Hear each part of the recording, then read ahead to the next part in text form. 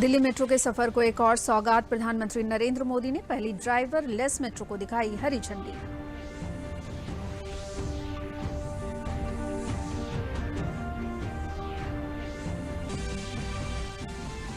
प्रधानमंत्री नरेंद्र मोदी आज 100वीं किसान रेल को हरी झंडी दिखाकर करेंगे रवाना। किसानों की जल्द खराब होने वाले कृषि उत्पादों की देश भर में निर्बाध आपूर्ति सुनिश्चित करने के लिए सरकार ने चलाई है किसान रेल। रक्षा मंत्री राजनाथ सिंह ने कहा, नए किसान कानूनों से किसानों को होगा लाभ, उपज को मन माफिक जगह बेचने की मिलेगी आजादी, विपक्ष पर साधा निशाना।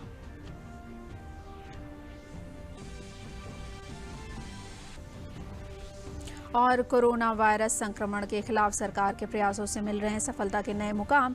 देश में कोरोना रिकवरी रेट हुआ 95.83%। नमस्कार, मैं हूं पूजा श्रीवास्तव। अब समाचार विस्तार से। नई दिल्ली मेट्रो के सफर में आज एक और नई सौगात जुड़ रही है। प्रधानमंत्री नरेंद्र मोदी ने आज देश की पहली ड्राइवर लेस मेट्रो को हरी झंडी दिखाई। पहले चरण में driver less metro magenta line पर जनकपुरी पश्चिम से नोएडा के बॉटनिकल गार्डन मेट्रो स्टेशन तक दौड़ेगी, जिसे बाद में आगे भी बढ़ाया जाएगा।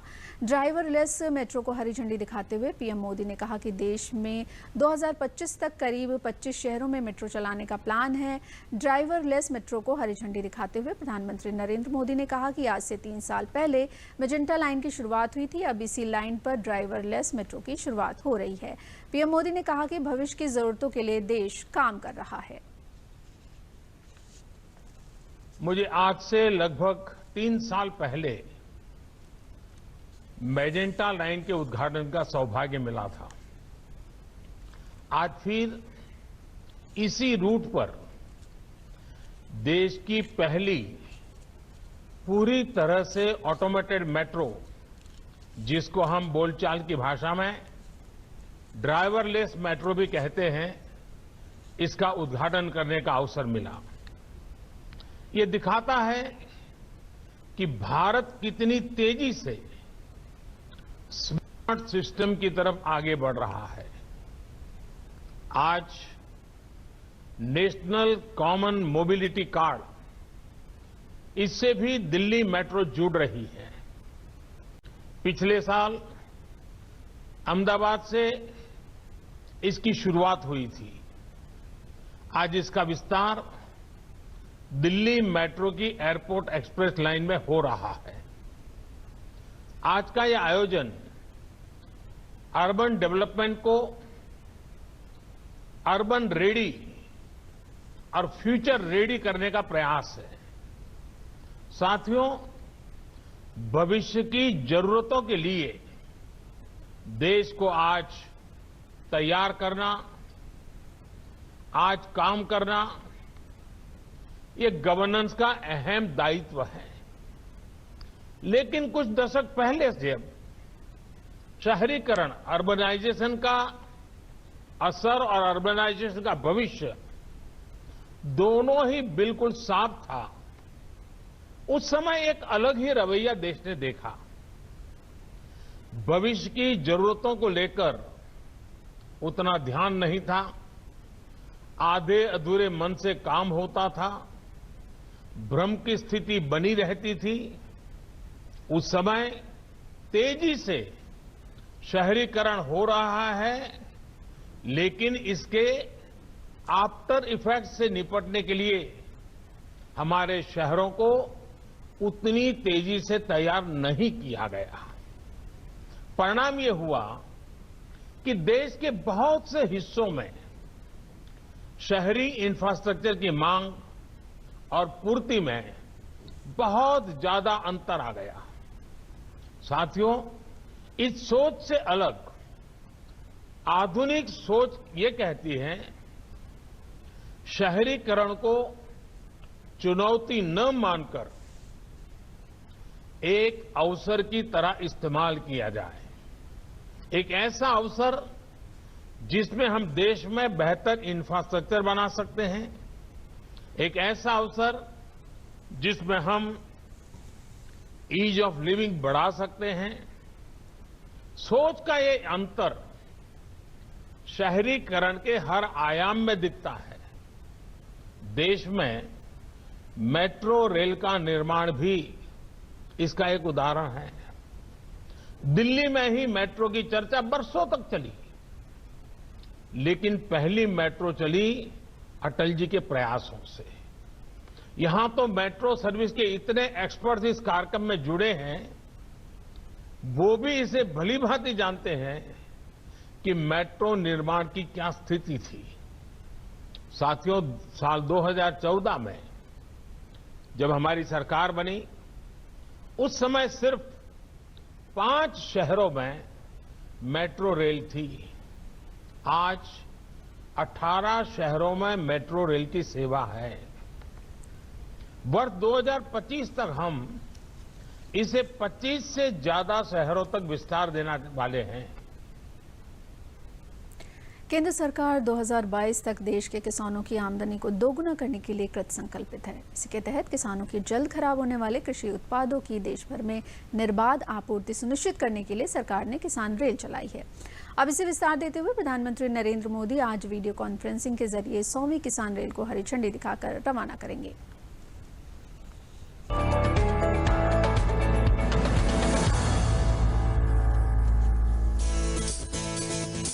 प्रधानमंत्री नरेंद्र मोदी की पहल से शुरू हुई किसान रेल किसानों के कृषि उत्पादों को देश के विभिन्न भागों में पहुंचाने के प्रयास में क्रांतिकारी बदलाव का प्रतीक बनी है। एक देश एक बाजार की संकल्पना को साकार करती किसान रेल के नेटवर्क को विस्तार देते हुए प्रधानमंत्री नरेंद्र मोदी 28 दिसंबर को वीडियो कॉन्फ्रेंसिंग के माध्यम से महाराष्ट्र के संगोला से पश्चिम बंगाल के शालीमार के बीच समी किसान रेल को झंडी दिखाकर रवाना करेंगे। ये ट्रेन अपने साथ फूल गोभी, बंद गोभी, शिमला मिर्च, सहजन, मिर्च और प्याज जैसी सब्जियों के साथ साथ अंगूर, संतरे, अनार, केला और सेब इत्यादि लेकर पहुंचेगी। रेल मंत्री पीयूष गोयल ने मीडिया से बात करते हुए कहा कि अन्नदाता के हित में किसान रेल की जहां भी जरूरत होगी विस्तार किया जाएगा। किसान रेल एक अच्छा प्रयोग माननीय प्रधानमंत्री जी के आशीर्वाद से शुरू किया गया है। मुझे विश्वास है किसानों की आमदनी बढ़ाना और देश में हर कोने कोने तक हर वस्तु सही दाम पे उपलब्ध कराना और उस सही दाम का बड़ा हिस्सा किसानों को पहुंचना, उसमें इसका बड़ा योगदान रहे। जहां जहां पे उनको किसान रेल की आवश्यकता हो, जहां भी वो अपने वस्तु को पहुंचाना चाहें, रेलवे प्रतिबद्ध है और हम उपलब्ध कराएंगे। किसान रेल के चलने से किसानों को भी काफी सहूलियत हो रही है। किसान सब्सिडी के साथ फल, सब्जियों और अन्य कृषि उत्पादों को बिना किसी परेशानी के एक प्रदेश से दूसरे प्रदेश में बिक्री के लिए ले जा रहे हैं। मैं अपने देश के प्रधानमंत्री का ये बहुत बड़ा शुक्रिया अदा करना चाहता हूं जो 100वीं रेल का वो उद्घाटन कर रहे हैं और इससे हमें किसानों को एक बहुत बड़ा फायदा होगा, जिससे कि हमारा जो माल है पूरे देश के किसी भी कोने में अपना सामान ले जा सकते हैं। अपनी साग सब्जियां जो भी हैं, जो किसान रेल जो चला रहे हैं, इससे तो एक किसानों का बहुत बड़ा फायदा होगा। और ये देश के हमारे पहले प्राइम मिनिस्टर हैं जो किसानों के हित की इतनी बातें कर रहे हैं। गौरतलब है कि देश में किसान रेल की घोषणा केंद्र सरकार ने आम बजट 2020 में की थी, जिसके क्रम में पहली किसान रेल देवलाली से दानापुर के बीच 7 अगस्त 2020 को चलाई गई थी, जिसे बाद में मुजफ्फरपुर तक बढ़ा दिया गया था। किसानों की तरफ से मिले अच्छे रिस्पांस के बाद इसके साप्ताहिक फेरों को बढ़ाकर सप्ताह में 3 दिन कर दिया गया। कृषि सुधार कानूनों को लेकर विपक्ष द्वारा की जा रही राजनीति पर रक्षा मंत्री राजनाथ सिंह ने कल कड़ा प्रहार किया। उन्होंने कहा कि नए कृषि कानूनों के जरिए किसान अपनी उपज को अब मनमाफिक जगह बेचने के लिए आजाद है। किसान अब मंडियों में अपनी मेहनत को गिरवी रखने के लिए मजबूर नहीं है। रक्षा मंत्री ने विपक्ष पर निशाना साधते हुए कहा कि किसानों के नाम पर राजनीतिक स्वार्थ साधने वालों की साजिश नाकाम हो गई है।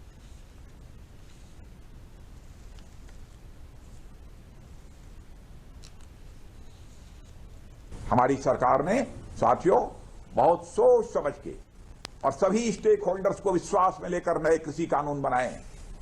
मैं किसान भाइयों से अपील करता हूं कि कम से कम 1.5-2 साल इन कृषि सुधारों के असर को देख लीजिए। यदि इसके बाद किसानों को लगता है कि कृषि कानून किसानों के हित में नहीं है, तो सरकार इन कानूनों के बारे में पुनः आपके साथ चर्चा करके किसान कल्याण के जो आवश्यक होगा वह करेगी। कोरोना वायरस संक्रमण के खिलाफ देश की सफलता में प्रतिदिन नए मुकाम जुड़ते जा रहे हैं। देश में कोरोना वायरस महामारी से संक्रमित लोगों में से अब तक 97 लाख से ज्यादा मरीज स्वस्थ हो चुके हैं। केंद्रीय स्वास्थ्य एवं परिवार कल्याण मंत्रालय ने ट्वीट कर एक ग्राफिक्स चार्ट के जरिए कोविड-19 के खिलाफ भारत की सफलता को रेखांकित किया है, जिसमें 3 जून से 25 दिसंबर तक कोरोना से स्वस्थ हुए मरीजों की संख्या का उल्लेख किया गया है। चार्ट के अनुसार अब तक 97 लाख से ज्यादा लोग कोरोना को मात दे चुके हैं। वहीं देश में हर दिन कोरोना से ठीक होने वाले मरीजों की संख्या में लगातार इजाफा हो रहा है। कोरोना के खिलाफ सरकार के सख्त कदमों की मदद से बेहतर नतीजे सामने आ रहे हैं। स्वास्थ्य एवं परिवार कल्याण मंत्रालय के मुताबिक देश में कोरोना वायरस महामारी से संक्रमित लोगों में से अब तक 97,82,000 से ज्यादा मरीज स्वस्थ हो चुके हैं, जिसके बाद देश में रिकवरी रेट बढ़कर 95.83% हो गया है। देश में कोविड से मृत्यु दर घटकर 1.45% रह गई है। वहीं पिछले 24 घंटों में 21,131 कोरोना मरीज ठीक हुए हैं। बरेली में भारत सेवा ट्रस्ट की ओर से पूर्व प्रधानमंत्री अटल बिहारी वाजपेयी की स्मृति में वृहद नेत्र परीक्षण एवं मोतियाबिंद ऑपरेशन शिविर का आयोजन किया गया। शिविर का उद्घाटन केंद्रीय श्रम एवं रोजगार मंत्री संतोष गंगवार ने किया। भारत सेवा ट्रस्ट पिछले 22 साल से मानव सेवा का कार्य कर रही है। शिविर में बड़ी संख्या में लोगों ने पहुंचकर नेत्र परीक्षण कराया। इस अवसर पर केंद्रीय मंत्री ने कहा कि अटल जी की स्मृति में सेवा कार्य ही उनके लिए सच्ची श्रद्धांजलि है। किसानों के मुद्दे पर उन्होंने कहा कि उन्हें विश्वास है कि 29 को किसानों के मसले का हल निकलेगा और इस मुद्दे पर राजनीति से ऊपर उठकर बात होनी चाहिए। किसान की चिंता हमारी सरकार ने 2014 से अब तक की है, वो सब जानते हैं, पर हमारा मानना है कि इस विषय पर जो भी बात होगी उसका हल भी होगा, पर राजनीति से ऊपर उठकर बात करनी चाहिए किसान की हम कितनी चिंता करें। विदेश मंत्री एस जयशंकर 2 दिन की कतर यात्रा पर हैं। यात्रा के दूसरे दिन विदेश मंत्री आज वहां के उप प्रधानमंत्री व विदेश मंत्री शेख मोहम्मद बिन अब्दुल रहमान बिन जासिम अल थानी और अन्य हस्तियों से मुलाकात करेंगे।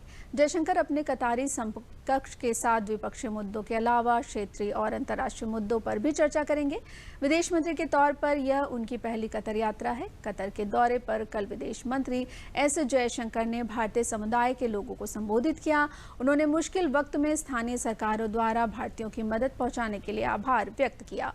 उन्होंने भारतीय समुदाय के लोगों को बुरे दौर में स्थिति को संभालने के लिए आभार व्यक्त किया। उन्होंने बताया कि भारत ने 150 देशों को दवाइयां उपलब्ध कराई। इसके साथ ही चिकित्सीय दल भी भेजे गए। भारतीय समुदाय के लोगों की तारीफ करते हुए विदेश मंत्री ने कहा कि उन्होंने क्षेत्र में भारत की छवि को स्थापित करने में मदद की है।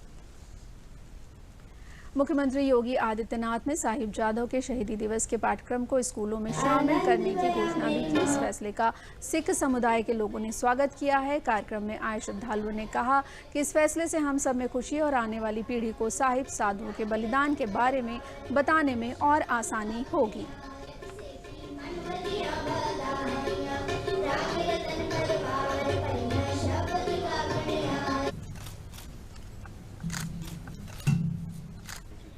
जी, हम लोग को अपना इतिहास और ही अच्छी तरीके से बताना है और जैसा कि भी माननीय मुख्यमंत्री जी ने भी बोला है कि इसको पाठ्यक्रम में भी हम लोग करेंगे आने वाले, जिससे बच्चे इस इतिहास को पढ़ सकें। इसके लिए भी उनका धन्यवाद करते हैं और हम लोग को भी सबको अपना इतिहास अपने आने वाले बच्चों को बताना चाहिए कि किस तरीके से श्री गुरु गोविंद सिंह जी ने छोटी अवस्था में अपने पिताजी का बलिदान दिया, उसके बाद अपने 4 पुत्रों का बलिदान दिया, अपनी माताजी का बलिदान दिया। ये सारा इतिहास हम लोगों को आने वाले सबको पीढ़ी को बताना चाहिए।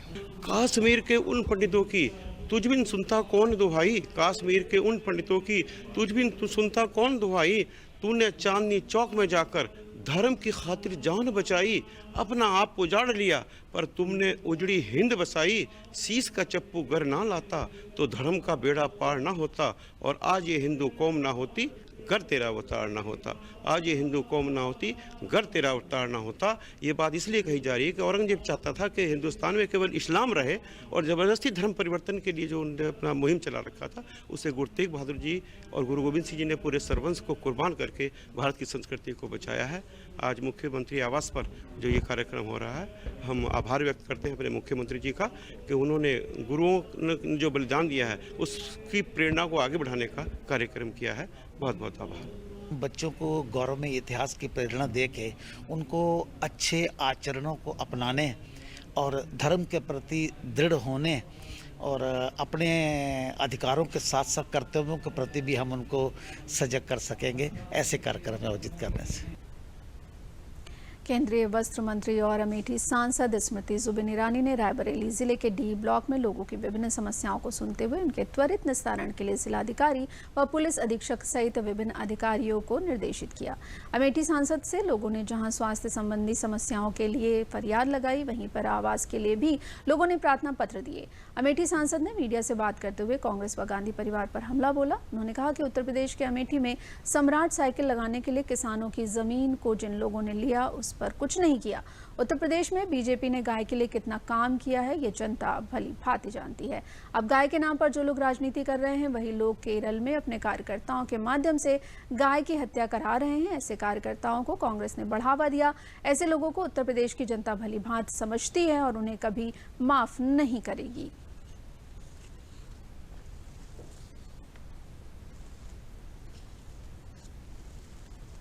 उत्तर प्रदेश में स्वयं सम्राट साइकिल में किसानों की जमीन हड़प कर आज तक उस जमीन को छोड़ा नहीं। जिन लोगों ने केरल में अपने पदाधिकारियों के माध्यम से गौ माता की निर्मम हत्या करके उसका इश्तिहार छपवा दिया पूरे देश में, आपको लगता है उत्तर प्रदेश की जनता इतनी भ्रमित है कि उन लोगों का पाप वो माफ कर देंगे? उत्तर प्रदेश की जनता भली भांति जानती है कि गौ माता के संरक्षण में भाजपा ने कितना काम किया है और उत्तर प्रदेश की जनता भली भांति जानती है कि किस प्रकार से केरल में गौ माता की हत्या करने का उत्सव कांग्रेस पार्टी के पदाधिकारियों ने मनाया है। और मैं पदाधिकारी पूरी जिम्मेदारी के साथ कहती हूँ कि गौ माता की हत्या के बाद कांग्रेस पार्टी के आला कमान ने ऐसे लोगों का प्रोत्साहन किया है। मेरा मानना है कि जो दोगलापन कांग्रेस पार्टी उत्तर प्रदेश में दिखा रही है वो जनता उनकी सच्चाई भली भांति जानती है। आत्मनिर्भर भारत अभियान से आजमगढ़ जनपद के युवा भी जुड़ रहे हैं। इस योजना के अंतर्गत जनपद के चंदेश्वर गांव के युवा ने 25 लाख रुपए का ऋण लेकर हाई क्वालिटी का पेपर, पत्तल, प्लेट, दोना, कटोरी और ग्लास उत्पादन का काम शुरू किया। MSME के तहत लिए गए ऋण से युवराज दुबे ने प्रोडक्शन का काम शुरू किया। इनके द्वारा बनाए गए उत्पाद की क्वालिटी बहुत ही बेहतर है। उन्होंने बताया कि प्रधानमंत्री के द्वारा वोकल फॉर लोकल ने उन्हें बड़ा प्रेरित किया। उन्होंने कहा कि हमारे यहाँ तैयार किए गए उत्पादों की लगातार मांग बढ़ रही है।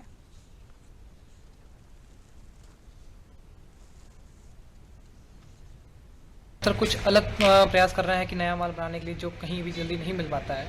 सर हम अभी यहाँ से जैसे कि अलग जनपदों में जैसे डिमांड है सर मेरी, और सर अलग राज्यों में जैसे बिहार जा रहा है, आजमगढ़ के कई सब जनपद में जा रहा है और कई डिमांड सर की सब पूरी नहीं हो पा रही हैं जो नए आइटम बना रहे हैं हम। और इसके सर तहत हमने सर कई लोगों को रोजगार भी दिया है। युवराज दुबे द्वारा एक अपने कागज़ के प्रोडक्ट में के द्वारा उनको लोन के लिए आवेदन प्रधानमंत्री योजना के तहत आवेदन दिया था। हमने उनके प्रतिभा को देखते हुए हमने प्रधानमंत्री योजना के तहत उनको लोन दिया। उन्होंने उस ऋण का बहुत ही सदुपयोग करते हुए काफ़ी नए नए प्रोडक्ट उसमें इस्टेब्लिश किए। उनके द्वारा बनाए गए जो प्रोडक्ट थे वो बहुराष्ट्रीय कंपनियों द्वारा जो बनाए गए प्रोजेक्ट के काफ़ी मेल खाते थे और उन्होंने उस उत्पाद का बहुत अच्छा प्रयोग किया। जनपद फतेहपुर के प्राथमिक विद्यालय पहरवापुर में ग्रामीण परिवेश में रहने वाली बच्चियों को आत्मरक्षा के गुण सिखाने के लिए आत्मरक्षा शिविर का आयोजन किया गया, जहां ग्रामीण परिवेश की बच्चियों ने आत्मरक्षा के गुण सीखे। प्राथमिक विद्यालय पहरवापुर की प्राध्यापिका नीलम भदौरिया ने बताया कि ग्रामीण परिवेश में बेटियों को जागरूक करने के उद्देश्य से आत्मरक्षा शिविर का आयोजन किया गया है, जिसमें ग्रामीण बच्चियां प्रतिभाग कर रही हैं। साथ ही बेटियों के अभिभावक भी इस पहल से काफी खुश हैं। वहीं बेटियों को प्रशिक्षण प्रदान करने वाली self defence trainer Sushmita Dikshit ने बताया कि विद्यालय में इस तरह के आयोजनों से जहां बेटियों में आत्मविश्वास बढ़ेगा, साथ ही वो हर परिस्थिति का डटकर मुकाबला कर पाएंगी। प्राथमिक विद्यालय पहरवापुर में शुरू किए गए इस प्रशिक्षण कार्यक्रम की सराहना करते हुए बिंद की उप जिलाधिकारी प्रियंका ने कहा कि विद्यालय में इस तरह के आयोजनों से जहां बेटियों को नए अवसर मिलेंगे, वहीं मुख्यमंत्री के द्वारा बेटियों को सबल बनाने के लिए मिशन शक्ति जैसे सराहनीय कदमों को बल मिलेगा। सशक्त बनाने के लिए, ताकि वो अपनी रक्षा खुद कर सके, मजबूत बन सके, उनमें सेल्फ कॉन्फिडेंस लाने के लिए हम ये प्रशिक्षण करवा रहे हैं ताकि वो बालिकाएं जो हैं वो सीख कर जब आगे बढ़ती हैं, जब समाज में जाती हैं, जगह जगह उनके साथ कई तरह की घटनाएं होती हैं, उन घटनाओं में अपने आप को कैसे वो बचा सकती हैं, ये ट्रेनिंग उन्हें बहुत ज़रूरी है, क्योंकि ग्रामीण परिवेश में उनको ऐसे संसाधन मुहैया नहीं होते हैं। तो ये कोशिश की जा रही है कि बालिकाएं जितनी बेटियां भी आ सकें तो उनको में अपने आप में आत्मरक्षा की भावना विकसित हो सके, और क्योंकि आजकल जो बालिकाएं हैं वो बढ़ चढ़कर प्रत्येक क्षेत्र में अपना मुकाम हासिल कर रही हैं, और इसी के लिए हम ये पहल कर रहे हैं। जो प्राथमिक विद्यालय पहरवापुर में स्कूली बच्चियों को जो सेल्फ डिफेंस की ट्रेनिंग दी जा रही है, ये एक बहुत ही अच्छी पहल है। इससे बच्चियां ना अपने आप को सुरक्षित रख पाएंगी बल्कि उनका आत्मबल भी बहुत बढ़ेगा। और हमारे माननीय मुख्यमंत्री जी द्वारा जो मिशन शक्ति का प्रोग्राम चलाया गया है उसकी दिशा में ये बहुत बड़ा कदम होगा। में सीखना बहुत अच्छा लगता है और इससे लड़की अपनी बचाव कर सकती हैं, दूसरी गर्ल्स के भी बचाव कर सकती हैं। इससे हमें बहुत कुछ सीखने मिला है, स्पंज सीखने को मिला है, किक सीखने को मिला, जिससे हम पहले नहीं कर पाते थे। अब हम लोग जो हमारी टीचर्स ने सिखाया उससे हमें बहुत कुछ सीख मिली। इस स्कूल में हमें बहुत कुछ सीखने को मिला है जिससे प्राइवेट स्कूल में नहीं, प्राइवेट टीचर्स नहीं सिखाते हैं। मेरी मैम बहुत कुछ सिखाती है। हम लोग पार्टिसिपेट करते हैं, दूसरे कार्यक्रम में जाते हैं, जैसे रैली वगैरह जाते हैं, और इस स्कूल में हमें बहुत कुछ सीखने को मिल रहा है। बदायूं में प्रधानमंत्री सिंचाई योजना चलाई जा रही है, जिसमें किसानों को 90% अनुदान पर डिपरिंग सिस्टम सिंचाई पंप दिया जा रहा है, जो डार्क जोन में रहने वाले किसानों के लिए वरदान के रूप में साबित हो रहा है। जनपद में प्रधानमंत्री सिंचाई योजना के तहत डार्क जोन वाले ब्लॉकों में जहां पानी की काफ़ी कमी रहती थी सिंचाई के लिए, वहां इस योजना के माध्यम से डिपरिंग सिस्टम लगाए जा रहे हैं। सिस्टम से पानी की खपत काफ़ी कम होती है और फसल का उत्पादन बढ़ जाता है। किसानों का कहना है कि प्रधानमंत्री सिंचाई योजना से हमें काफ़ी फायदा हो रहा है और इस योजना से लगाए गए डिपरिंग सिस्टम से कम पानी में सिंचाई भी हो जाती है और उनका समय भी कम लगता है, और पूरी फसल में पानी लगने से उनकी फसल का उत्पादन भी बढ़ गया है और उन्हें इसके लगाने के लिए 90% अनुदान भी दिया गया है। प्रधानमंत्री की इस योजना से उनकी फसल का उत्पादन बढ़ने से उनकी आमदनी भी बढ़ गई है। प्रधानमंत्री योजना के तहत जो पंप हमें मिला है, इसे हम लगाने से जो फसल में हम पानी लगाते थे पहले, अगर हमारी 1 बीघा खेत भरने में हमें 2 घंटे का समय लगता था, वो कम से कम अब हमें 45 मिनट में हमारा कार्य पूरा कर देता है। इस तहत पानी की बचत हुई है। हमारा लगभग 20 से 30% पानी में गन्ना हो जाता है ड्रिप सिस्टम लगाने से, और इस पर 90% अनुदान मिला है हमें। ये पूरे सिस्टम 1,30,000 प्लस का है, जिसमें हमें 1,16,163 रुपये का अनुदान मिला है। इससे हमारे पानी की बचत हो रही सिंचाई में और हमें फसल को भी फायदा हो रहा है। और योजना में लगा है ये प्रधानमंत्री मोदी जी की योजना से ये लगा है और काफ़ी पानी की बचत और आधे समय में सिंचाई हो जाती है और हमारी फसल भी बढ़िया हो रही है, पैदावार अच्छी हो रही है और पानी की बचत हो रही है और हमें अनुदान मिला है सरकार से, मोदी जी की योजना से। जी मतलब सिंचाई में थोड़ा आराम है, इससे काफ़ी हमें सहूलियत है और जो है सिंचाई करने में समय कम लग रहा है, फसल अच्छी हो रही है। पहले बहुत बड़ी दिक्कत आती थी, पानी ज़्यादा लगता था, अब कम समय में फसल अच्छी पैदावार दे रही है। कानपुर देहात के झींझक निवासी किसान रंजन कुशवाहा, जिनके पास 3 बीघे खेत है, खेती कम होने के बावजूद वह दूसरों किसानों से अधिक आय कमा रहे हैं। कोरोना के संकट काल में भी गुलाब ने उसके साथ साथ भी कई परिवारों को बड़ा सहारा दिया। 2016 में उन्होंने धान, गेहूं, चना आदि से हटकर कुछ बिस्वा में गुलाब के पौधे लगाए थे। तैयार होने पर गुलाब तोड़कर उन्होंने बाजार में बिक्री की तो लागत से अधिक कमाई होने से उन्होंने गुलाब की खेती ही करने का प्रण किया। किसान रंजन कुशवाहा के मुताबिक सीजन में प्रतिदिन 20 से 26 किलो गुलाब का फूल निकलता है। वर्तमान में 70-80 रुपए प्रति किलो के हिसाब से बिक्री हो रही है। रोजाना करीब 1,000 से 1,500 की कमाई हो जाती है। पिछले 1 साल से उन्होंने 1 बीघे में गेंदा भी लगाना शुरू कर दिया, जिसकी आमदनी भी अच्छी खासी मिल रही है। अच्छी कमाई होने से परिवार का रहन सहन भी अच्छा हो गया है। रंजन कई किसानों के लिए प्रेरणा स्रोत बने हुए हैं। उन्होंने बताया कि शुरुआती दौर में 70 देशी गुलाब के पौधे तैयार किए थे। उनकी देखभाल व खेती कार्य में उनकी पत्नी मीना बराबर हाथ बटाती हैं। उन्होंने बताया कि फूलों को बेचने पर लागत से अच्छी आमदनी हुई तो उन्होंने और कलमें लगाई। आज करीब 10,000 पौधे हैं। हम ये 2016 से कर रहे हैं खेती। हम लगभग 4 बिस्वा किए थे। इस वजह से कोरोना काल में इतनी दिक्कत आई कि हम लोगों को सब्जी फेंकनी पड़ी। तो हमने कहा ये गुलाब बढ़िया है, हमारा बर्बाद भी नहीं होगा, अगर नहीं बिच रहा तो सूखा के भी बिच जाएगा। इस वजह से हमने सारे खेत में अपने लगभग 3.25 बीघा है। फूलों की खेती से हमारे यहाँ जो मजदूर हैं उनको भी रोजगार मिलता है, हम लोगों को भी बढ़िया प्रॉफिट होता है। प्रधानमंत्री जी एवं मुख्यमंत्री जी की मंशा के अनुसार मंशा है कि किसानों की आय कैसे दोगुनी की जाए। इसके लिए प्रदेश सरकार और राज्य सरकार द्वारा बहुत सी कल्याणकारी योजनाएं चलाई जा रही हैं, जिसमें उद्यान विभाग द्वारा राष्ट्रीय कृषि विकास योजना चलाई जा रही है। इस योजना के तहत किसान को सब्जी की खेती, फूलों की खेती, बागवानी, इन किसानों को राज्य सहायता सरकार द्वारा दी जा रही है। जैसे आप फूलों की खेती करते हैं तो फूलों की खेती में किसानों को 16,000 रुपये प्रति हेक्टेयर किसान को अनुदान दिया जा रहा है। चित्रकूट जिले में किसान रासायनिक उर्वरक पर निर्भरता कम कर जैविक उर्वरक का उपयोग कर कृषि लागत कम कर अपनी आमदनी में 1.5 से 2.25 गुना वृद्धि कर गुणवत्ता युक्त फसल का उत्पादन कर रहे हैं। साथ ही जिले का किसान फसल उपज की MSP निर्धारित खरीद पर केंद्र सरकार द्वारा लाए गए किसान बिल का समर्थन कर रहे हैं। जिले के किसान रेवती, योगेश, रामस्वरूप और जवाहर ने बताया कि जैविक उर्वरक के उपयोग से कृषि लागत में कमी आई है। साथ ही जैविक उर्वरक के उपयोग से पौधों में रोग प्रतिरोधक क्षमता बढ़ी है, फसलों में रोग कीड़े आदि नहीं लगे हैं। रासायनिक खाद के प्रयोग करने पर दवा डालनी पड़ती थी, सिंचाई भी ज्यादा करनी पड़ती थी। जैविक उर्वरक के उपयोग करने पर यह सब नहीं करना पड़ा, जिससे आय में 1.5 से 2.25 गुना वृद्धि हुई और गुणवत्ता युक्त उत्पादन हुआ है।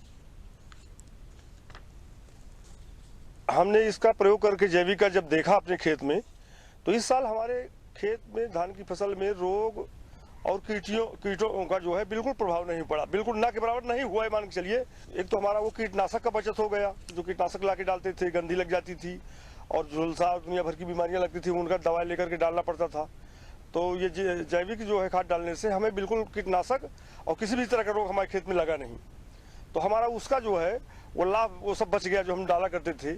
हमारे एक कृषि फार्म है जिसमें हमने छोटी सी गौशाला भी सब गायों की साहीवाल की कर रखी है, जिससे हम पूरे में जैविक खेती करते हैं। जैविक खेती का मतलब है कि रसायन से दूर हटना। रासायनिक खादों का अगर हम अपने खेतों में प्रयोग करते हैं तो उससे कहीं ना कहीं लागत हमारी बहुत ज़्यादा बढ़ जाती है, तो खाद की कीमत हर साल बढ़ती है और आपको खेतों में भी दूनी खाद डालनी पड़ती है। अगर आप जैविक खेती में जाते हैं तो आपकी लागत आधी हो जाती है, यहाँ तक कि शून्य तक पहुँच जाती है। हमेशा जो अभी प्रधानमंत्री जी कह रहे हैं कि हमको किसान की आय दूनी करनी है, जब हम लागत घटाएंगे तभी हमारी आय दूनी होगी। अभी खेत में हम 12 बीघे में यूज किया इसको, इसमें हमको काफ़ी लाभ मिली और कोई तरह के हानि कीड़े पीड़े नहीं लगते हैं। जब से ये DAP यूरिया बंद कर दिया तब से हमारे प्रोडक्शन बढ़िया आने लग गया है। ये खाद से हर चीज़ पैदा होने लग गई है। यहाँ धनिया पैदा होने लग गई, मेथी पैदा होने लग गई, सौंफ है, जीरा है, जवाइन है, गेहूं है, धान है, चने है, हर चीज़ में हमको लाभ इसमें मिलने लग गई है। स्टार फुटबॉलर क्रिस्टियानो रोनाल्डो को दुबई ग्लोब सॉकर अवार्ड समेत प्लेयर ऑफ द सेंचुरी का पुरस्कार दिया गया है। रोनाल्डो ने लियानो मेसी और मोहम्मद सालेह और रोनाल्डो को पीछे छोड़ते हुए इस अवार्ड को अपने नाम किया। 35 साल के पुर्तगाली खिलाड़ी ने अपने एजेंट जॉर्ज मेंडिस के लिए एजेंट ऑफ द सेंचुरी के पुरस्कार को भी ग्रहण किया। इस समारोह में बायर्न म्यूनिख के स्ट्राइकर रॉबर्ट लेवानडॉस्की को साल का सर्वश्रेष्ठ खिलाड़ी चुना गया है। रियल मैड्रिड को क्लब ऑफ द सेंचुरी का सम्मान मिला। अंत में प्रमुख समाचार एक बार फिर। दिल्ली मेट्रो के सफर को एक और सौगात, प्रधानमंत्री नरेंद्र मोदी ने पहली ड्राइवर लेस मेट्रो को दिखाई हरी झंडी।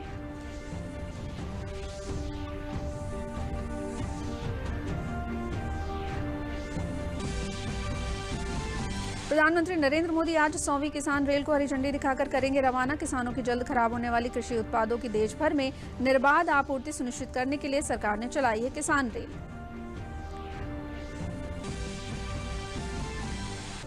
रक्षा मंत्री राजनाथ सिंह ने कहा, नए किसान कानूनों से किसानों को होगा लाभ, उपज को मन माफिक जगह बेचने की मिलेगी आजादी, विपक्ष पर साधा निशाना।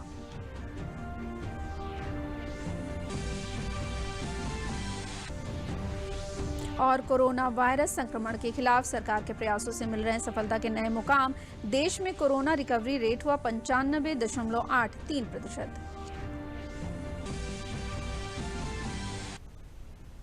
इसके साथ समाचार समाप्त हुए। नमस्कार।